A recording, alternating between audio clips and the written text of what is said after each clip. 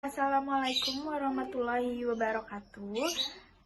Di sini saya akan memaparkan pemahaman materi saya mengenai Ma'rifatul Quran atau mengenal Al-Quran. Video ini dibuat untuk memenuhi tugas evaluasi tengah semester mata kuliah Pendidikan Agama Islam 5 dengan dosen pembimbing Bapak Dr. Insinyur Haji M. Budijatmiko MSI MEI dan mentor pembimbing Bapak Riki Alfi SE.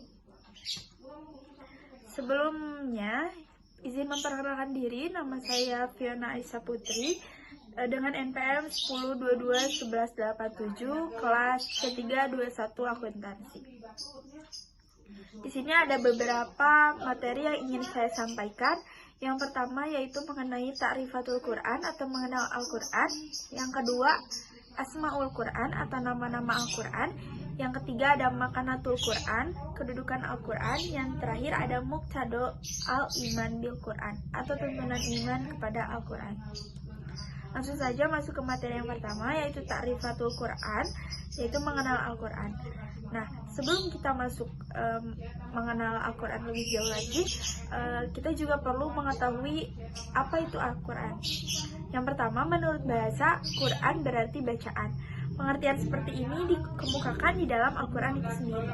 Yang kedua, adapun menurut istilah, Al-Quran berarti kalam Allah yang merupakan mukjizat yang diturunkan kepada qalbu Nabi Muhammad SAW yang disampaikan secara mutawatir dan membacanya adalah ibadah. Lalu yang ketiga ada Al-Quran adalah kalam Allah, firman Allah Ta'ala, ia bukanlah kata-kata manusia, bukan pula kata-kata jin, syaitan, atau malaikat. Lalu di sini Al-Quran itu sebagai mukjizat. Al-Quran yaitu mukjizat yang dianugerahkan kepada para nabi dan rasul dengan menguatkan kenabian dan kerasulannya serta menjadi bukti bahwa agama yang dibawa oleh mereka benar-benar dari Allah Subhanahu wa taala. Nah, di sini juga Al-Quran diturunkan ke dalam hati Nabi Muhammad SAW. Terkandung dalam Quran surat Asy-Syu'ara ayat 192 sampai 195. Adapun kandungannya begini. Al-Quran diturunkan oleh Allah melalui Jibril kepada Nabi Muhammad. Al-Quran diturunkan ke dalam hati Nabi Muhammad. Maksudnya ialah Al-Quran itu dibacakan oleh Jibril sedemikian rupa sehingga Nabi Muhammad memahami betul arti dan maksudnya serta Al-Quran itu tertancap kuat di dalam hati. Kemudian, lewat kandungan Al-Quran dapat memberi peringatan akan akibat yang didapatkan oleh orang-orang yang menghindari kebenaran. Selanjutnya ada Ta'riful Quran.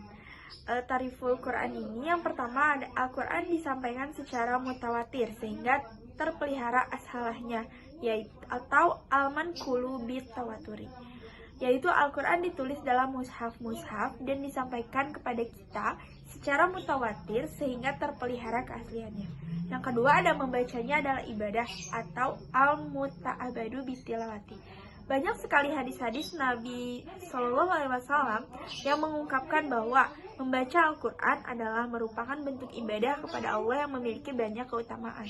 Nah, di sini ada hadis dari Tamim Ad-Dari bahwa Rasulullah SAW bersabda, "Man qara'a bi mi'ati ayati fi lailati kutiba lahu lailati," yang artinya siapa yang membaca 100 ayat pada suatu malam dituliskan baginya pahala salat sepanjang malam.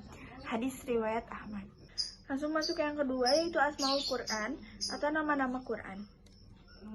Yang pertama ada Alkitab, yaitu kitab atau buku. Alkitab ini sebagai isyarat bahwa Al-Quran harus ditulis.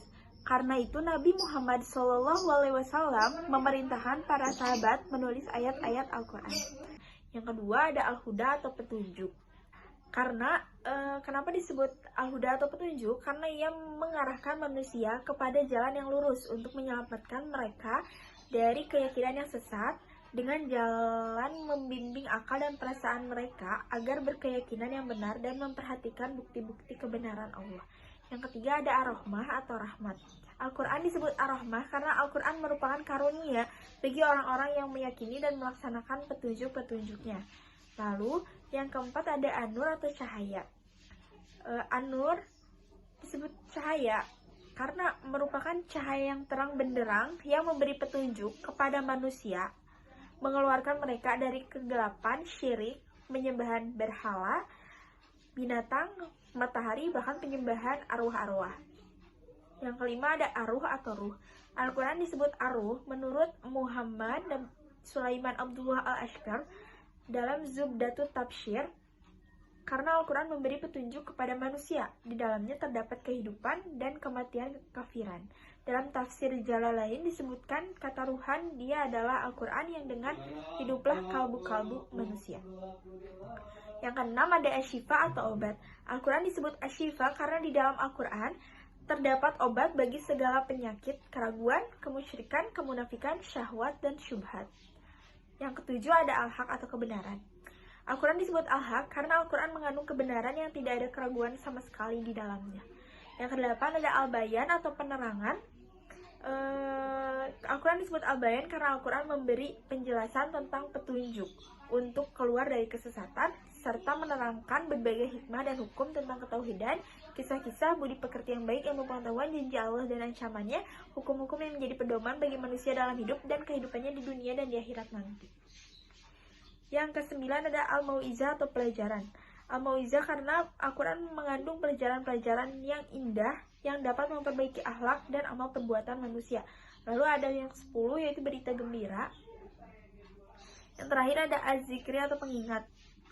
Al-Quran disebut az-zikri karena Al-Quran merupakan pengingat tentang berbagai permasalahan. Yang ketiga ada makanatul Quran atau kedudukan Al-Quran. Yang pertama, kitabun nabai wal akbar, kitab berisi kabar dan berita. Di dalam Al-Quran ini terdapat berita-berita tentang kejadian masa lalu maupun kejadian yang akan datang. Yang kedua ada kitabul hukmi wa syariah, yaitu kitab hukum dan syariah. Di dalam Al-Quran Allah Ta'ala telah menetapkan berbagai macam hukum dan syariat yang mengatur kehidupan manusia sebagai individu, keluarga, masyarakat, dan bangsa. Dia memerintahkan kepada mereka agar berhukum kepadanya secara konsekuen. Yang ketiga ada kitabul jihad atau kitab jihad. Al-Quran berbicara tentang jihad di banyak ayat. Dalam arti khusus yakni qital, dalam arti umum yakni segala bentuk upaya dalam rangka meninggikan kalimat Allah. Lalu yang terakhir ada pedoman hidup. Al-Quran telah memuat seluruh pedoman yang dibutuhkan manusia berupa akidah, ibadah, hukum, muamalah, akhlak, politik, dan ekonomi, dan permasalahan-permasalahan kehidupan lainnya sebagaimana difirmankan oleh Allah Subhanahu wa taala. A'udzubillahi minasyaitonirrajim. Bismillahirrahmanirrahim. Ma faradna fil kitabi min syai'in. Yang artinya tiadalah kami lupakan sesuatu apapun di dalam kitab. Quran surat Al-An'am ayat 38. Lalu yang keempat ada muqtado al-iman bil Quran, tuntutan iman kepada Al-Quran. Yang pertama ada berhubungan erat dengan Al-Quran. Adapun indikator-indikatornya, yang pertama tilawah atau membaca. Seberapa kuat kita dengar Al-Quran dapat dilihat dengan seberapa banyak kita membaca Al-Quran. Belajar dan mengajarkan serta membacanya. Ada beberapa metode yang digunakan untuk belajar membaca Al-Quran. Yang pertama ada metode Iqra, metode Ummi, metode Qiraati, metode Tartil, metode Yanbu'a, metode An-Nadliyah, dan metode Al-Barqi. Lalu yang kedua, orang yang mempelajari dan mengajarkan Al-Quran merupakan sebaik-baiknya manusia. Lalu yang kedua ada memahaminya. Memahami, mentadaburi isi dan melaksanakannya. Yang pertama, menguatkan iman, mensucikan hati, khusyuk dalam tangisan, meneladani akhlak Rasulullah, solusi masalah dalam kehidupan. Yang terakhir ada menjaga dan memeliharanya. Sesungguhnya kamilah yang menurunkan Al-Quran, dan sesungguhnya kami yang benar-benar memeliharanya. Quran surat Al-Hijj ayat 9. Allah menjamin terpeliharanya Al-Quran hingga kini dan hingga hari kiamat nanti melalui para hafiz dan hafizoh, dan dari ingatan mereka lah ayat-ayat Allah tetap terjaga kemurniannya.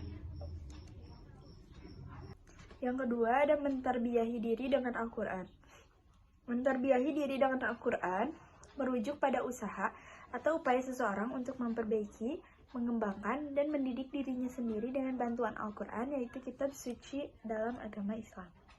Yang ketiga, menerima dan tunduk dengan hukum-hukumnya. Terkandung dalam Quran surat Al-Maidah ayat 50 yang berbunyi, Auzubillahiminasyaitonirrajim. Bismillahirrahmanirrahim. Afa hukmal jahiliyati yabgun.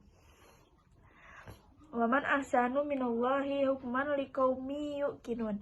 Yang artinya, apakah hukum jahiliyah yang mereka kehendaki? Hukum siapakah yang lebih baik daripada hukum Allah bagi orang-orang yang meyakini agamanya? Yang keempat, ada menyeru orang kepadanya. Terkandung dalam Quran surat An-Nahl ayat 125 yang artinya, serulah manusia kepada jalan Tuhanmu dengan hikmah dan pelajaran yang baik, dan bantahlah mereka dengan cara yang baik. Sesungguhnya Tuhanmu dialah yang lebih mengetahui tentang siapa yang tersesat di jalannya, dan dialah yang lebih mengetahui orang-orang yang dapat petunjuk. Yang terakhir, ada menegakkannya di muka bumi. Terkandung dalam Quran surat Asy-Syura ayat 13 yang artinya, dia telah mensyariatkan bagi kamu tentang agama apa yang telah diwasiatkannya kepada Nuh, dan apa yang telah kami wahyukan kepadamu, dan apa yang telah kami wasiatkan kepada Ibrahim, Musa, dan Isa, yaitu tegakkanlah agama dan janganlah kamu berpecah belah tentangnya. Amat berat bagi orang-orang musyrik agama yang kamu seru mereka kepadanya. Allah menarik kepada agama itu orang yang dikehendakinya, dan memberi petunjuk kepada agamanya orang yang kembali kepadanya. Terima kasih, mungkin itu saja yang dapat saya sampaikan. Mungkin hanya itu pemahaman materi yang saya dapat mengenai Ma'rifatul Quran atau mengenal Al-Quran. Terima kasih. Mohon maaf apabila ada kesalahan dalam perkataan dan kekurangan dalam penyampaian materi. Terima kasih atas perhatiannya. Wassalamualaikum warahmatullahi wabarakatuh.